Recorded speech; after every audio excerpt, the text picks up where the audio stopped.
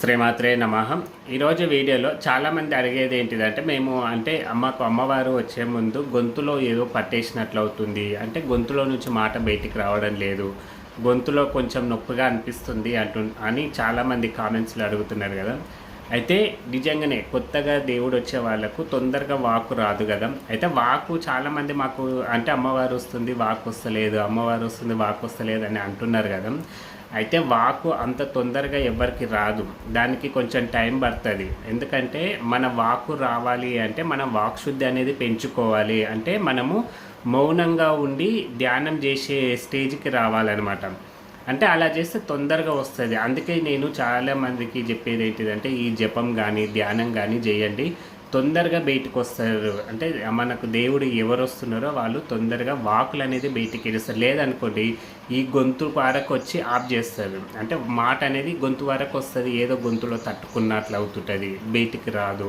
కొంతమంది మళ్ళీ గొంతు పెయిన్ వస్తుంది ఆ టైంలోనే, అప్పుడే గొంతు బాగా నొప్పి లేస్తుంది. తర్వాత కూడా మనకు ఏమైనా మింగాలన్నా చేసాలన్నా పెయిన్ వస్తుంది. కాబట్టి మనము కొంచెము మన పద్ధతి అంటే మన వాక్ అనేది కొంచెం నిజాలు చెప్పడము, అనవసరంగా ఎవరిని తిట్టకుండా ఉండడము, ఈ నాన్ వెజ్ కూడా ఎక్కువ తినకుండా కొంచెం తగ్గించడము.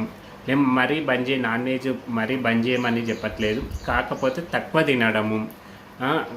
కొంతమంది ఉంటారు వారానికి 2-3 సార్లు తింటుంటారు, ఒకసారి చికెన్ అని మటన్ అని చేపలని గుడ్లని, ఇట్లా వారానికి ఎలాగో అట్లా కాకుండా మీరు కనీసం వారానికి ఒక పూట కొద్దిగా తినడం, ఒక పూట తినడము, ఇట్లా ఇవన్నీ మన మాట కొంచెం నిజాలు మాట్లాడడము, ఎవరిని తిట్టకపోవడము, ఇలాంటివన్నీ తగ్గిస్తూ రావాలన్నమాట. ఈ వాకులన్నీ మనము తగ్గిస్తే మనం కూడా మనకు వచ్చే వాకు కూడా చాలా తొందరగా బయటకు వస్తుంది అనమాట.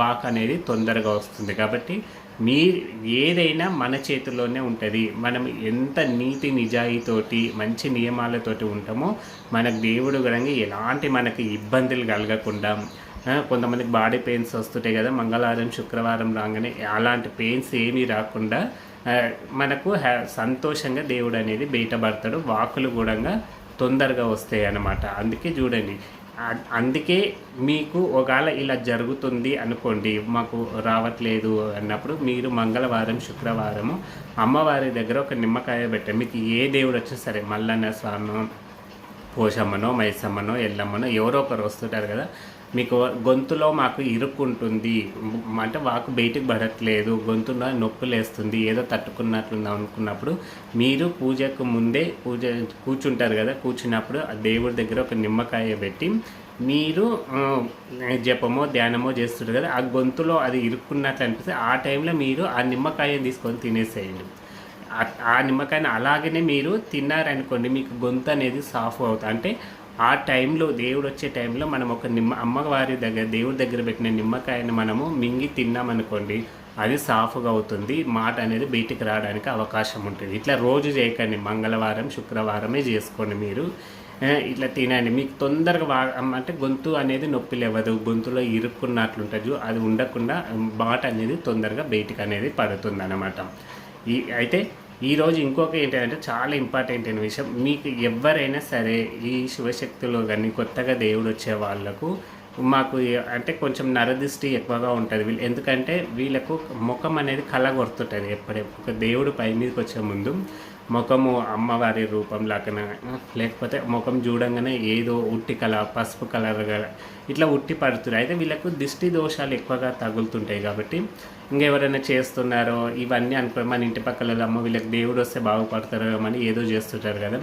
అయితే మీకు ఎవరైనా సరే, ఇది దేవుడు వచ్చే వాళ్ళైనా సరే దేవుడు రాని వాళ్ళైనా సరే, ఇది అందరు చేసుకోవచ్చు. అంటే ఈ పరిహారం అందరు చేయొచ్చు.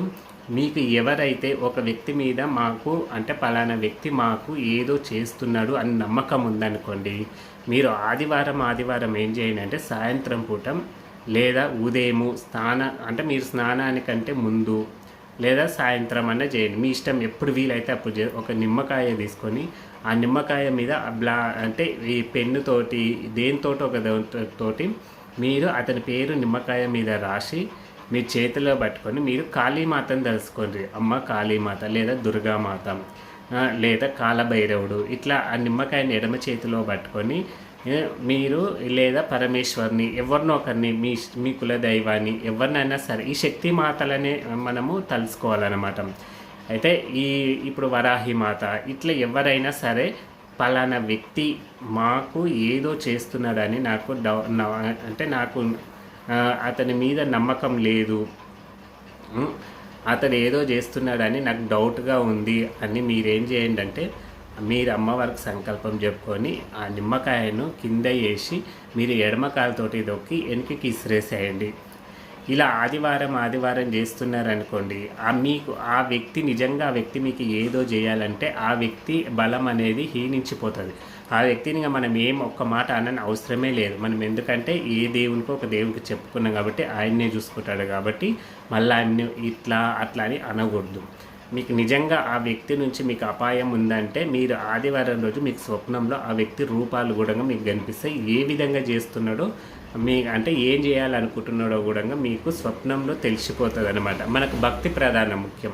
మన నమ్మకంతో భక్తితోటి చేయాలి ఏదే కానీ ఏది లేకుండా చేసినామనుకోండి అది ఫలించదు. కాబట్టి మీకు ఇలా చేయండి, ఆదివారం ఇలా చేస్తే మీకు ఎలాంటి ఇబ్బందులు ఉండవు. మీకు అంటే ఎవరు ఏం చేస్తున్నారో తొందరగా తెలిసిపోతుంది.